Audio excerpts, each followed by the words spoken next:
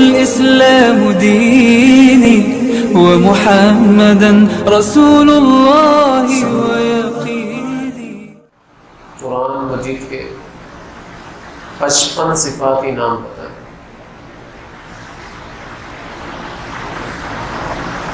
اور 2 ذاتی نام بتائیں.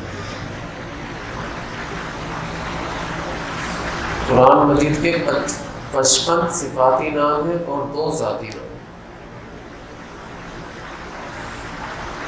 ذاتی نام کون سے ہیں؟ قرآن اور کتاب. یہ 2 ذاتی نام. اور اللہ تعالیٰ کی ذات نے ان کو ایک ساتھ جمع بھی کر دیا قرآن کے اندر. انہ لقرآن کریم فی کتاب مکنون لا یمسہ الا المطہرون.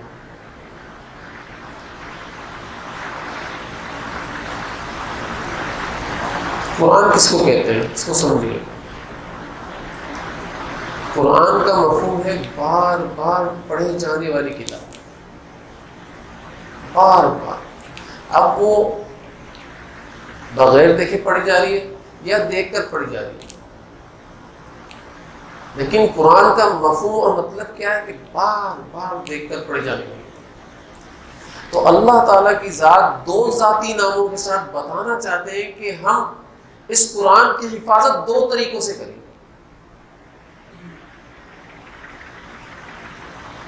ایک تو بچے کی، بوڑھے کی، جوان کی، عورت کی، بچی کی، ہر ایمان والے کی زبان کے اوپر قرآن کی تلاوت ہو.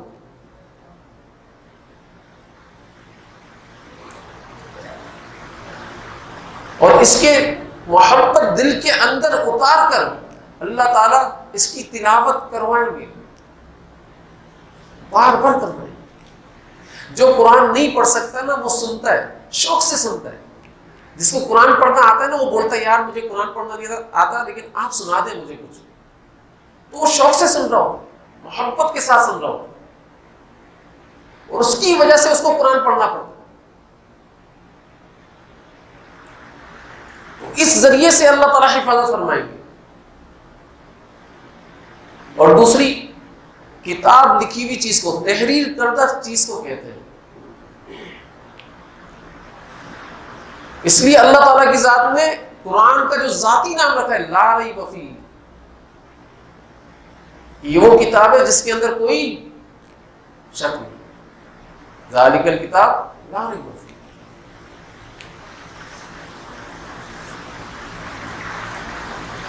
تو یہ تحریر کردہ صورت کے اندر بھی اس کی حفاظت کا انتظام اللہ تعالیٰ کی ذات کی طرف سے ہو. لہذا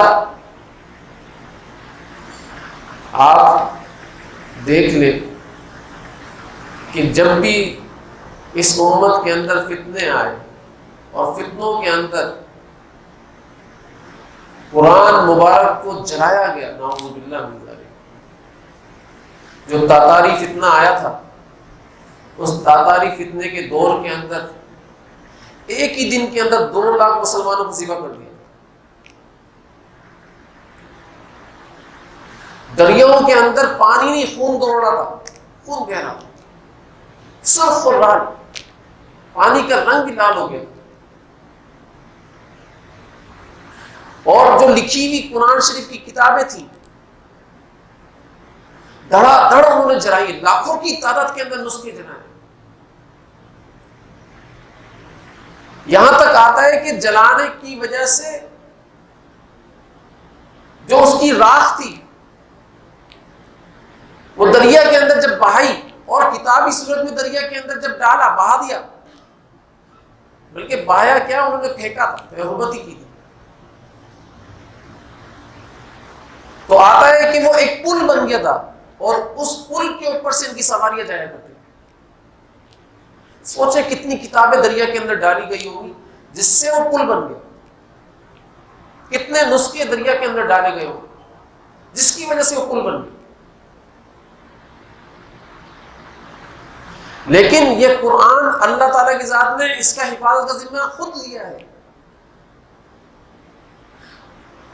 تو اس دور کے اندر بھی ہزاروں حافظ تھے، انہوں نے واپس دوبارہ یہ نسخے لکھوا دیے. اس قرآن کو مٹنے نہیں دیں گے، اللہ تعالیٰ کی ذات کا وعدہ ہے. اور ہمارے حضرت فرمایا کرتے تھے کہ جس طریقے سے قرآن کی حفاظت اللہ تعالیٰ کی ذات نے اپنے ذمے لی ہے، اسی طریقے سے جو دعوت کا کام کر رہا ہے، جو دین کا کام کر رہا ہے، دین کو پھیلانے کے لیے نکل رہا ہے، اس کی ذمہ داری بھی اللہ تعالیٰ کی ذات نے قرآن کی طرح لی ہے. اس کی حفاظت بھی اللہ تعالیٰ قرآن کی طرح کرے، اس کو تنہا نہیں چھوڑیں گے. تو لہذا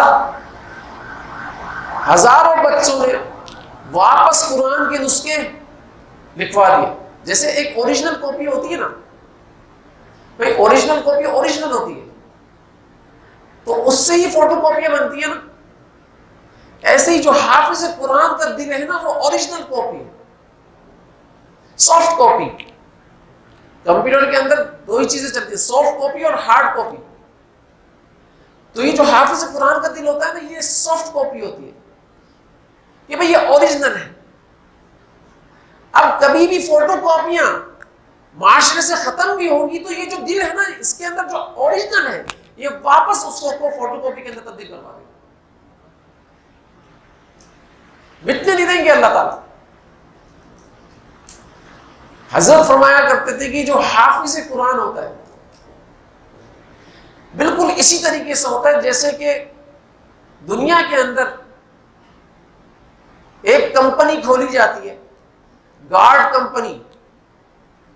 اس کو سمجھیے، گارڈ کمپنی کھولی جاتی ہے، اس کے اندر گارڈ بھرتی کیے جاتے ہیں، اور گارڈ بھی وہ اعلیٰ نسل کی گارڈ بھرتی کیے جاتے ہیں جنہوں نے ٹریننگ مکمل کی ہوئی ہوتی ہے، جو فوجی ٹریننگ یافتہ ہوتے ہیں. کہ بھائی اسلحہ چلانا آتا ہی نہیں آتا، کبھی کوئی دشمن حملہ کر دے تو کس طریقے سے روکو گے؟ اگر نہیں روک پائے تو ہماری کمپنی کی بے عزتی ہوگی. اس لیے چن چن کر ایسے لوگوں کو رکھا جاتا ہے جو ٹریننگ یافتہ ہو اور جو اسلحہ چلانا جانتے ہو، جو حملوں کو روکنا جانتے ہو. تو اللہ تعالیٰ کی ذات بھی حافظ قرآن کو اپنی کمپنی کے اندر جوڑ دیتے ہیں کہ بھئی قرآن کی حفاظت کا کام کرنا ہے، اور قرآن کی حفاظت کا کام تیرے ذمے ہے. اب تو نے حفظ کر لیا ہے، اس لیے میں نے تجھے اس قرآن کے لیے گارڈ رکھ لیا.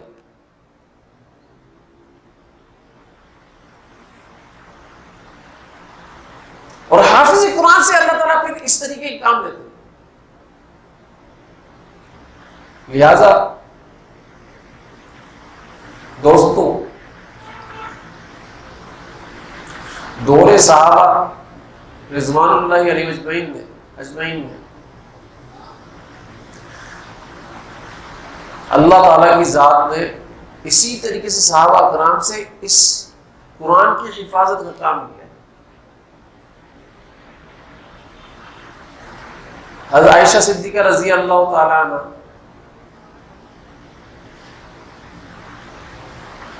سے کسی نے پوچھا کہ حضور صلی اللہ علیہ وآلہ وسلم کیسے تھے؟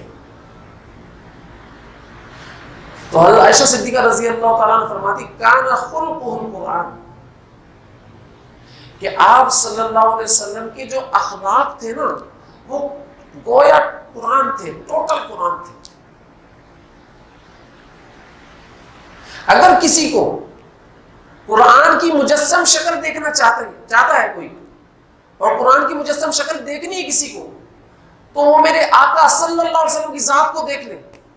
چلتا پھرتا مجسم شکل کے اندر قرآن نظر آئے.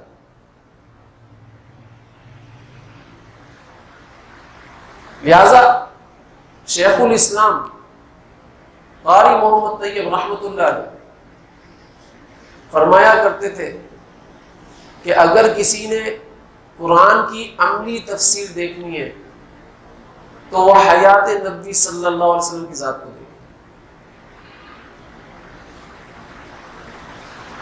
اگر کسی نے اللہ تعالیٰ کی ذات کا غضب دیکھنا ہے، قہر دیکھنا ہے، تو وہ جلال مصطفیٰ صلی اللہ علیہ وسلم کی ذات کو دیکھے. اگر کسی نے رحمت دیکھنی ہے تو وہ جمال مصطفیٰ صلی اللہ علیہ وسلم کی ذات کو دیکھے. اگر کسی نے دعوت الی اللہ کو دیکھنا ہے تو وہ بقایت نبی صلی اللہ علیہ وسلم کی ذات کو دیکھے. اور اگر کسی نے توجہ الی اللہ دیکھنا ہے تو وہ فنائیت نبی صلی اللہ علیہ وسلم کی ذات کو دیکھے. یہ قرآن کی آیتیں بتا رہا ہوں میں آپ کو. قرآن میں ساری چیزیں موجود ہیں. توجہ الی اللہ بھی موجود ہے, دعوت الی اللہ بھی موجود ہے, عملی تفسیر بھی موجود ہے, جلبت بھی موجود ہے, خلبت بھی موجود ہے. تو لہذا آپ صلی اللہ علیہ وسلم چلتے پھرتے قرآن تھے. قرآن تھے. اب آپ صلی اللہ علیہ وسلم کی ذات کے اوپر میں نے اور آپ نے اپنے عمل کو پیش کرنا. کیا میرا عمل آپ صلی اللہ علیہ وسلم کی ذات کے مشابہ ہے؟ صحابہ کرام چلتے پھرتے قرآن کی تفسیریں تھیں. کیا میرا عمل صحابہ کرام رضوان اللہ علیہم کی مزاج کے مطابق ہے, شان کے مطابق ہے, ان کے معیار کے مطابق ہے, ان جیسا میرا عمل ہے؟ کیا میری نمازیں صحابہ کرام کی مشابہ ہیں؟ صحابہ کرام سے میچ ہوتی ہے میری نمازیں؟ کیا میرے دین کا 24 گھنٹے کے معمولات صحابہ کرام سے میچ ہو رہے؟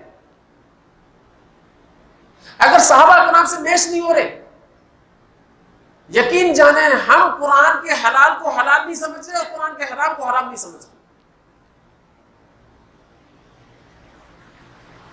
اور حضور اکرم صلی اللہ علیہ وسلم نے ایک صحابی کو غیبت کر رہے تھے تو ایک صحابی کو ڈانٹا تھا اور یہ کہا تھا کہ کیا تمہارا قرآن کے اوپر یقین نہیں ہے؟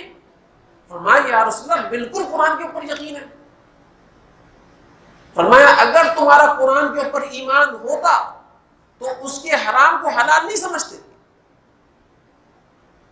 آج ہم میں سے کتنے لوگ ہیں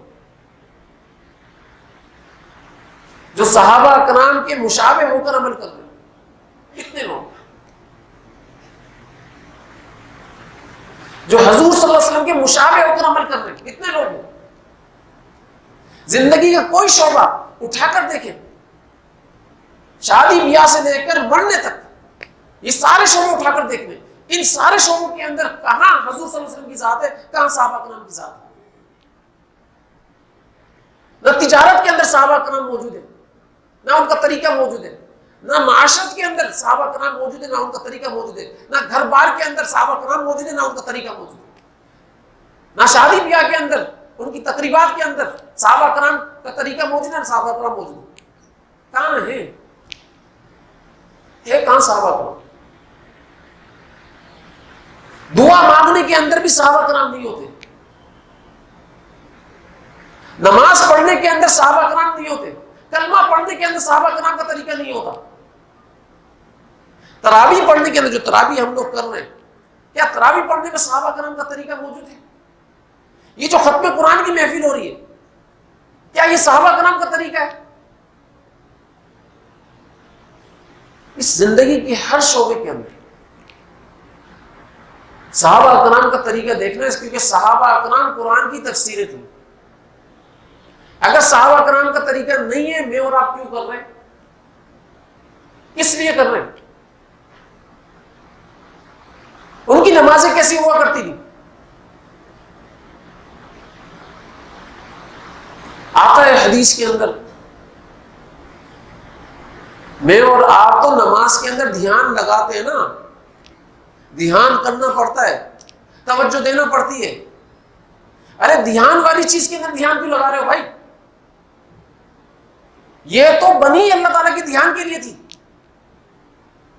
جس میں اللہ کا دھیان نہیں آتا اس کے اندر دھیان لانا تھا اللہ کی ذات کا, اور وہ گناہ تھے, گناہ کے وقت اللہ یاد آ جائے.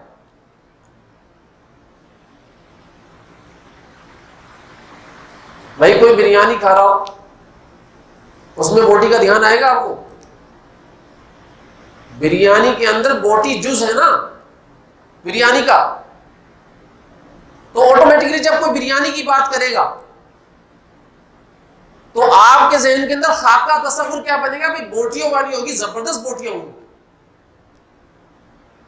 جب آپ کے سامنے سامنے کوئی نماز کی بات کرے گا تو یار نماز کے اندر تو اللہ کی ذات کا دھیان ہوتا ہی ہے نا،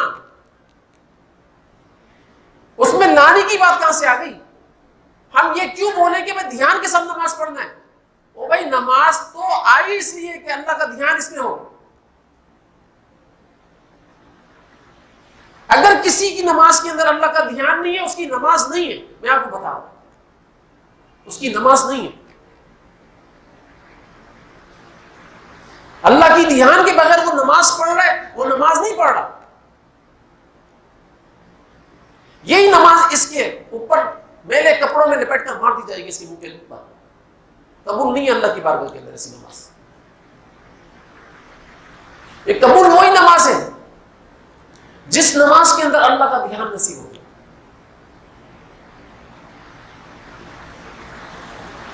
ایک صحابی نماز پڑھ رہے ہیں، نماز پڑھنے کے اندر وہ دیکھ رہے ہیں کہ ایک پرندہ باغ کے اندر داخل ہوا، رنگ برنگی. وہ اس پرندے کی خوبصورتی کے اندر کھو گئے. وہ انگور کھانے لگا. نفلی نماز تھی، فرض نماز نہیں تھی، کیونکہ صحابی تنہا نفلی نماز ہی پڑھتے تھے. تصور نہیں تھا کہ وہ فرض نماز تنہا پڑھے. تو نفلی نماز کے اندر ان کا دھیان اس پرندے کی طرف چلا گیا. دیکھتے دیکھتے اس کے منظر کے اندر کھو گئے اللہ کی قدرت کی. اللہ کی قدرت کیسی پیاری. حضرت فرمایا کرتے تھے کہ اللہ کی قدرت اللہ کو یاد کرنے کے لیے ہے، قدرت کے اندر کھونے کے لیے نہیں ہے. ہم بڑے اچھے خوبصورت مناظر دیکھتے ہیں، تو مناظر جب دیکھ رہے ہوتے ہیں تو اس قدرت کے اندر کھو جاتے ہیں اور اللہ کی ذات کو بھول جاتے ہیں. حضرت فرمایا کرتے ہیں یہ جو قدرتی مناظر یہ اللہ کی ذات کی یاد کے لیے تھے کہ بھائی آپ اللہ کی ذات کے اندر کھو جاؤ. آپ الٹا کام کرتے ہو، قدرت کے اندر کھو جاتے ہو، اللہ کی ذات کو بھول جاتے.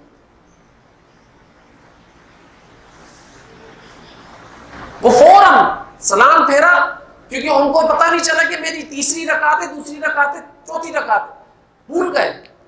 ذہن غالب کے اوپر عمل کر سکتے تھے لیکن نہیں کیا. سلام پھیرا، فوراً حضور صلی اللہ علیہ وسلم کی بارگاہ کے اندر گئے. فرمایا یا رسول اللہ یہ باغ میری نماز کے اندر رکاوٹ بنا ہے، میں نے صدقہ کر دیا، اس کو نہیں چاہیے یہ باغ. آج تو میں رکاوٹ والی چیزیں جیب کے اندر ڈال کر لاتا ہوں باقاعدہ، اور سائلنٹ کر کر رکھتا ہوں. اس لیے کر کر رکھتا ہوں پتہ نہیں کس کا فون آ جائے، یا نماز کی حالت میں ہوں سائلنٹ کر کر پتہ تو چل جائے بات کے اندر کہ اس صاحب کا فون آیا تھا، میں اس کو فون کر سکوں. اور وہ صحابہ کرام کا مزاج کہ جو نماز کے اندر نفلی نماز کے اندر جو چیز رکاوٹ بنے اس کو صدقہ کرو. ہے کوئی موبائل کو صدقہ کرنے والا؟ ہے کوئی ایسی چیزیں صدقہ کرنے والا جو نماز کے اندر اس کی رکاوٹ بن رہی ہے؟ تو میں یہ کہہ رہا تھا کہ ہماری نماز صحابہ کرام کی نمازوں کی مشابہ بالکل نہیں ہے، بالکل نہیں. حضور صلی اللہ علیہ وسلم کی مشابہ بالکل نہیں ہے. اپنے عمل کو پیش کر کر تو دیکھو. جو آپ ایک دوسرے سے بات کرتے ہو، کیا ایک دوسرے سے بات کرنا جو ہے یہ صحابہ کرام کے عمل کے مشابہ ہے یا نہیں ہے؟ ایک دوسرے سے محبت کرنا صحابہ کرام کے عمل کے مشابہ ہے یا نہیں ہے؟ اگر نہیں ہے، یقین جانیں آپ اپنے نفس کے مفاد کے لیے بات کر رہے ہیں ایک دوسرے سے، نفس کے مفاد کے لیے ایک دوسرے سے محبت کر رہے ہیں، اللہ کے لیے نہیں کر رہے.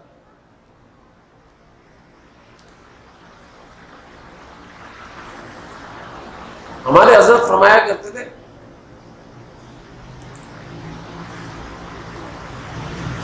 یہ جو سنت ہے نا، سنت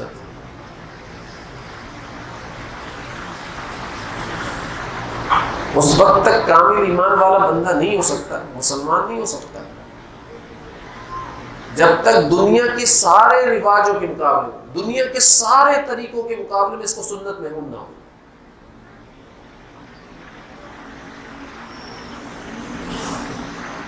اگر اس کو اپنی رواجی طریقہ، اپنا رواجی طریقہ محبوب ہے اور اس کے مقابلے میں سنت موجود ہے، یہ رواجی طریقے کو اپناتا ہے، سنت کو چھوڑتا ہے، اس کا ایمان اس کے دل سے نکل چکا ہے.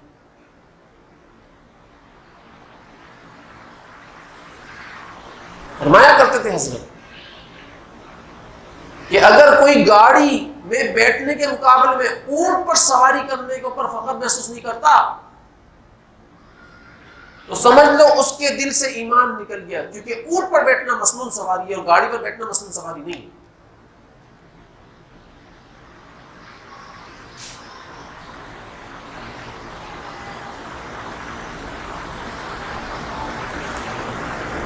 آج تو ہم سنتیں چھوڑ کر چل رہے ہیں نا معاشرے کے اندر،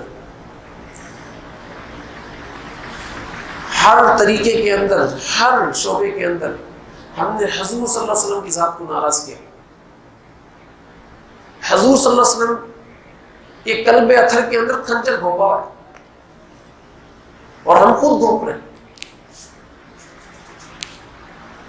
یہ معاشرے کے اندر جتنا بگاڑ آ رہا ہے یہ سب ہماری حرکتوں کی وجہ سے آ رہا ہے۔ کہیں پر بھی کچھ بھی ہو رہا ہے، یقین جانیں یہ صرف ایمان والے کی بدعملی کی وجہ سے ہو رہا ہے اور کسی کی وجہ سے نہیں ہو رہا۔ جتنے بھی برے اثرات سارے عالم کے اندر ہیں، جتنی بھی بیماریاں، وبائیں، یہ سارے عالم کے اندر، یہ صرف ایمان والے کی بدعملی کی وجہ سے، کیونکہ ایمان والا اصل کائنات ہے۔ اصل کائنات، اصل خراب ہوگا تو نقل بھی خراب ہوگا، اگر اصل صحیح ہو جائے گا تو نقل ساری صحیح ہو جائیں گی۔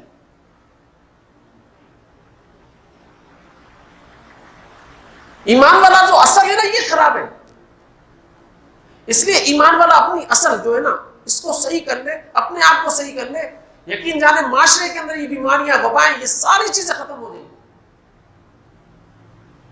ان ساری چیزوں کو ختم کرنے کے لیے جو غیر یقینی ذرائع، غیر یقینی اسباب ہے اس کو استعمال کرنے کے اندر لگے ہوئے، جو یقینی اسباب اللہ تعالیٰ کی ذات نے دیے تھے ایمان والے کے اعمال، اس کو اختیار نہیں کرتا ایمان والا۔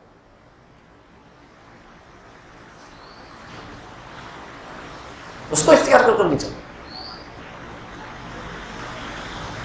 اگر اس کو اختیار کر چلے تو معاشرے کے اندر اس کے عمل کی برکت آپ سارے عالم کے اندر دیکھیں گے، سارے عالم کے اندر دیکھیں گے۔ تو بتانے کا مقصد یہ ہے کہ بھائی ہم اپنے آپ کو صحیح کر لیں۔ ہم یہ بولتے ہیں نا کہ وہاں پر یہ ہو گیا، اس نے یہ کر دیا، اس نے یہ کر دیا، یقین جانے اللہ کی قسم کوئی کچھ نہیں کر سکتا ایمان والوں کے ساتھ، یہ ایمان والے خود اپنے ساتھ کر رہے ہیں۔ حضرت فرمایا کرتے تھے ان کا صرف معاشرے کے اندر اتنا ہی رول ہے جتنا جانوروں کا ہے۔ جانور معاشرے کے اندر کچھ تبدیلی، تغیر جانوروں کی وجہ سے نہیں ہو سکتا، بالکل اسی طریقے سے کفار کے رول کی وجہ سے، کفار کے رہنے کی وجہ سے کوئی تغیر، کوئی تبدیلی معاشرے کے اندر ہو نہیں سکتی، صرف ایمان والے سے تبدیلی ہو سکتی۔ اس لیے ایمان والا جو ہے وہ اپنے اعمال کو صحیح کرے۔ تو ایمان والا جو ہے وہ اپنے آپ کو صحیح کرے اور اپنے اعمال کو حضور صلی اللہ علیہ وسلم کی سنت کے اوپر پیش کرے۔ حضرت فرمایا کرتے تھے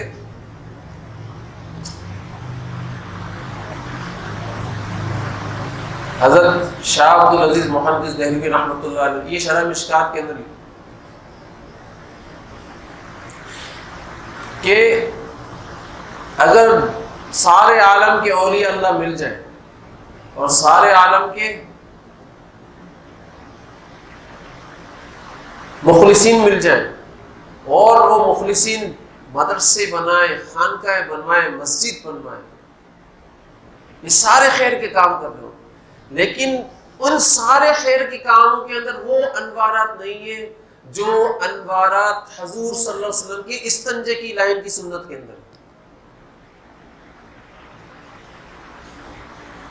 کیوں؟ استنجے کی جو لائن کی سنت ہے وہ حضور صلی اللہ علیہ وسلم سے براہ راست نکلی ہے، براہ راست حضور صلی اللہ علیہ وسلم کے جسم اطہر سے نکلی ہے۔ استنجے کی لائن کی سنت کا مقابلہ نہیں کر سکتی یہ باطل لوگ۔ تو جب یہ باطل لوگ استنجے کی لائن کی سنت کے لیے نہیں مقابلہ کر سکتے جس کے لیے حضور صلی اللہ علیہ وسلم نہیں بھیجے گئے، جس کے لیے بھیجے گئے، اگر مسلمانوں کے اندر وہ اعمال آ جائیں اس کا مقابلہ کیسے کریں گے؟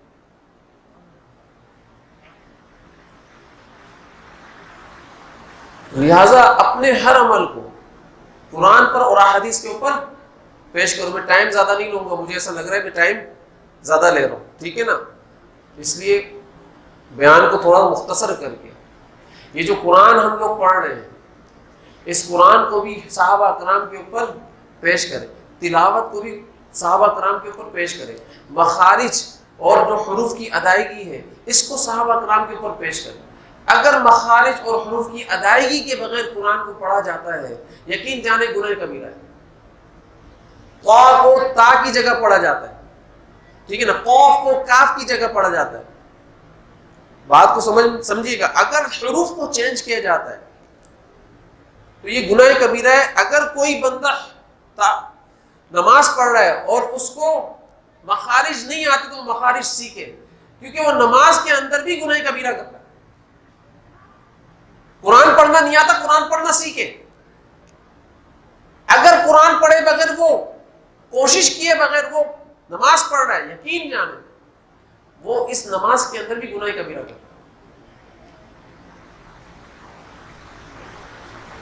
اور تیسری بات یہ کہ تراویح میں قرآن کو ختم کرنا اصل نہیں ہے, قرآن پڑھنا اصل ہے. تراویح کے اندر قرآن ختم کرنا اصل نہیں, قرآن پڑھنا اصل ہے. قرآن کی تلاوت اصل ہے اور قرآن کی تلاوت کو سننا اصل ہے. اللہ نے قرآن کے اندر فرمایا وَإِذَا قُرِئَ عَلَيْهِمُ الْقُرْآنُ فَاسْتَمِعُوا لَهُ وَأَنصِتُوا لَعَلَّكُمْ تُرْحَمُونَ. جب قرآن پڑھا جا رہا ہو تو فَاسْتَمِعُوا کہا ہے اللہ تعالیٰ کی ذات نے, فَاسْمَعُوا نہیں کہا, فَاسْتَمِعُوا کہا. فَاسْتَمِعُوا کا مطلب ہے, اور فَاسْمَعُوا کا اور فَاسْتَمِعُوا میں فرق سمجھ لیجیے گا. فَاسْتَمِعُوا کا مطلب ہے کہ دل کے کانوں کے ساتھ سنو, اس ظاہری کان سے نہیں سننا قرآن. تو لہٰذا تراویح کے اندر یا تراویح کے بعد جب بھی آپ قرآن سن رہے ہو تو فَاسْتَمِعُوا کے ساتھ سننا. فَاسْتَمِعُوا کا مطلب میں نے بتا دیا, دل کے کانوں کے ساتھ سننا ہے, دل کو حاضر کر کے سننا ہے, تاکہ اس کی نورانیت آپ کے قلب کے اندر جائے. ورنہ برتن کو آپ الٹا کر کر رکھ دو گے تو نورانیت آئے گی نہیں, بلکہ گرتی چلے جائے گی. اس لیے فَاسْتَمِعُوا کا مطلب ہے سیدھا برتن کر کر رکھو اور اس کے اندر نور آئے اللہ تعالیٰ کی ذات کا. جب آپ کا برتن سیدھا ہوگا فَاسْتَمِعُوا کے ساتھ تو اللہ تعالیٰ کی ذات کا نور, تلاوت کا, اس برتن کے اندر اترنا شروع ہو جائے گا. اس بات ذہن میں سارے ساتھی رکھیے گا, ٹھیک ہے. اور چوتھی بات کہ یہ جو تراویح ہم لوگ پڑھتے ہیں, آج کل تراویح کی اجرتیں طے ہوتی ہیں کہ بھائی ہم لوگ 10,000 لیں گے, یا سامع بھی طے کرتا ہے بھائی میرے کو تو اتنے پیسے چاہیے, یا طے نہیں کرتا تو اس کے ذہن کے اندر یہ سوچ ہوتی ہے کہ جب اینڈ ہوگا تو مجھے کچھ نہ کچھ ہدیہ ملے گا. طے کر کے اور سوچ کر کے رکھ کر وہ پڑھا رہا ہے, یقین جانے نہ اس کی نماز ہو رہی ہے نہ اس کے پیچھے پڑھنے والے کسی کی نماز ہو رہی ہے. اس لیے یہ مسئلہ پہلے سے ہی معلوم ہونا چاہیے کہ خالص اللہ کی رضا کے لیے تراویح کی نماز پڑھانی ہے, کوئی کسی قسم کا ہدیے کے لیے نہیں, اجرت کے لیے نہیں. اگر کوئی ذہن کے اندر خاکہ آ جاتا ہے کہ بعد میں تو مجھے کچھ نہ کچھ لوگ دے ہی دیں گے, تو یقین جانے پیچھے پڑھنے والوں کی نماز نہیں ہوگی. اس لیے اس قاری صاحب کو اس مسئلے کو سمجھا دینا چاہیے اچھے طریقے سے. دیکھو پڑھ رہے ہو تو اپنی نماز کا بھی خیال کرنا, دوسرے لوگوں کی نماز کا بھی خیال کرنا. اس کو مایوس کر دو سارے قسم کے ہدایہ سے, تاکہ نماز تو صحیح ہو نا. اگر مایوس نہیں کیا تو نماز کسی کی بھی نہیں ہوگی. یہ مسئلے کی بات بتا رہا ہوں میں, اس لیے اس مسئلے کے اوپر عمل کروائیں اور دوسرے لوگوں کو بھی یہ مسئلہ بتائیں. آج کل تو معاشرے کے اندر کچھ اکا دکا جو علماء حضرات میں سے ہیں وہ یہ رائے رکھتے ہیں کہ بھائی تراویح کے اوپر اجرت لینا جائز ہے, لیکن وہ اپنی رائے کے اندر تنہا ہیں, اجماع کے اندر شامل نہیں ہے. وہ اجماع اس بات کے اوپر ہی جس جو میں بتا رہا ہوں آپ کو, اسی فتوے کے اوپر اجماع ہے. اس لیے یہ مسئلہ سب کو سمجھانے کی ضرورت ہے. اپنے نفس کا جہاں پر مسئلہ معلوم چلتا ہے تو ہم وہ مسئلہ لے لیتے ہیں. ہم بولتے ہیں بھائی ہم تو یار مفتی کو مانیں گے چاہے یہ تنہا ہی ہو. نہیں بھائی تنہا ہو، مسئلہ اپنے نفس کے مزے کا نہیں ہے، اپنے نفس کے فائدے کا نہیں ہے. مسئلہ دین اور شریعت کا ہے، اللہ کی ذات کا ہے کہ اللہ کی ذات کی رضا کو کون پانا چاہتا ہے. ٹھیک ہے نا. حضرت عبادہ بن صامت رضی اللہ تعالیٰ عنہ کو حضور صلی اللہ علیہ وسلم نے ایک ساتھی کو حوالے کیا کہ جاؤ اس کو قرآن سکھاؤ. اب وہ قرآن سکھا رہے، قرآن سیکھ لیا، جب جانے لگا وہ تو اس نے بولا میں اپنے استاد کو کچھ ہدیہ تو دے دوں. اس نے ایک تیر کمان دی، بہت ہی خوبصورت قسم کی تیر کمان دی. تو وہ تیر کمان انہوں نے اپنے مونڈوں کے بیچ کے اندر لٹکا لی اور لے کر حضور صلی اللہ علیہ وسلم کے پاس پہنچے. حضور صلی اللہ علیہ وسلم نے فرمایا یہ کیا ہے؟ فرمایا یا رسول اللہ جس بندے کو آپ نے میرے حوالے کیا تھا قرآن سکھانے کے لیے میں نے اس کو قرآن سکھایا. جب وہ قرآن سیکھ چکا اور جانے لگا تو اس نے بولا میں اپنے استاد کو کچھ ہدیہ تو دے کر جاؤں. تو اس نے مجھے یہ ہدیہ دیا ہے. تو حضور اکرم صلی اللہ علیہ وسلم فرمایا میں تیرے مونڈوں کے بیچ میں جہنم کے انگارے دیکھ رہا ہوں، جہنم کے انگارے دیکھ. لہٰذا اس کو سمجھنے کی ضرورت ہے. حضرت ابی بن کعب رضی اللہ تعالیٰ عنہ جو امام القرآن ہیں، جو صحابہ کرام کے اندر امام القرآن ہیں، ان کو کسی نے کپڑا دیا قرآن پڑھانے کے اوپر. تو آئے حضور صلی اللہ علیہ وسلم کے پاس، فرمایا یا رسول اللہ مجھے یہ قرآن پڑھانے کے اوپر ہدیہ دیا ہے کس نے کپڑا، کیا کروں میں اس کو؟ فرمایا اے ابی اگر تو نے یہ کپڑا پہنا تو یاد رکھنا جہنم کے لباس میں سے ایک لباس تیرے تن کے اوپر ہوگا. اس لیے اس کو واپس کر کرا. تو ذہن میں رکھیے آپ سب لوگ. تو انہوں نے فرمایا یا رسول اللہ یہ جو طفیل بن عامر بن عمر توسی رضی اللہ تعالیٰ عنہ ہیں انہوں نے بھی مجھے ایک تیر کمان دی تھی. فرمایا اے ابی اگر انہوں نے تیر کمان دی تھی تو وہ بھی تیرے لیے آگ کا انگارہ ہے، اس کو واپس کر. فرمایا یا رسول اللہ ہم تو ان کا کھانا بھی کھاتے ہیں، ہم تو ان کا کھانا بھی کھاتے ہیں. فرمایا ہاں کھانا اگر تو کھاتا ہے تو یاد رکھیو کھانا وہ تیرے لیے نہیں بنتا، دوسرے لوگوں کے لیے بنتا ہے، اس میں تو بھی شامل ہو جاتا ہے. اگر وہ خاص تیرے لیے بنے تو ابی تو نے اپنے قرآن کی اجرت دنیا کے اندر ہی وصول کر لی، آخرت میں تیرے لیے کوئی حصہ نہیں. یہ حدیثیں ہیں، میں اپنی باتیں نہیں کر رہا ہوں. اس لیے ہمیں ان احادیث کی روشنی کے اندر اپنے اعمال کو دیکھنا پڑے گا اور عمل کرنا پڑے گا. میں یہاں پر کسی کا نقصان کرنے نہیں آیا ہوں، صحیح ٹھیک ہے، یا کسی بھی جگہ پر کسی کا نقصان نہیں کرنا. صحیح بات پہنچانا ہم سب کی ذمہ داری. ربي يا من هو مرشدي أيقنت أن إليك مرادي وموعدي فعشقت كل حروف كتابك مهتدي ومقتدي بنبيك الأمين